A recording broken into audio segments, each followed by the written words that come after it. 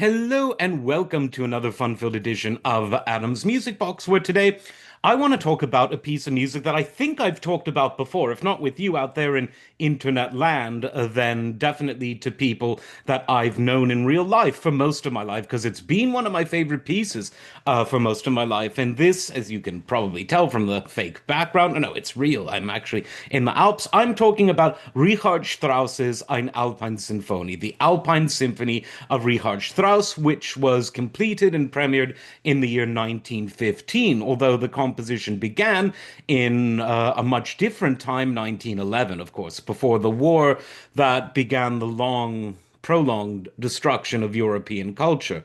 Very sad. Now, this piece is just sheer beauty. And much as the programmatic nature of the title would, and of the music itself would entail, it does take the listener on a journey.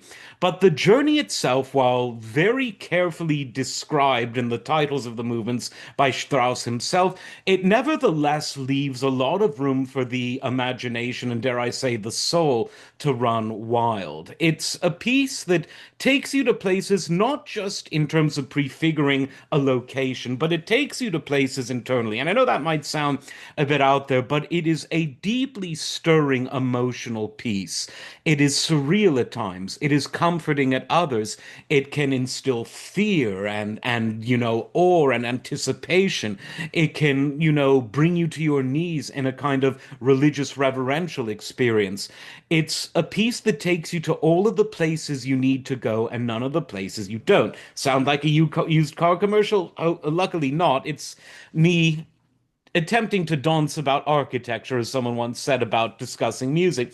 But obviously, the point of this show, because we don't want to get taken down because of copyright issues and lose my small but dedicated following. It's about introducing pieces of music to new audiences in the same way that at one point in our lives we either discovered new pieces of music through our own sort of searching process, if you will, our own sojourns into the worlds of organized sound, or we were directly introduced, a friend, a neighbor, a relative, a teacher in some cases saying, hey, listen to this, experience this. And that's what it's really all about. And this piece is just extraordinary. Now, it's one of the pieces that of the 20th century that really requires a huge orchestra, as many pieces in the early 20th century did. But far from being superfluous, Strauss really uses the humongous orchestra to great effect, and none of it, like I said, seems ancillary.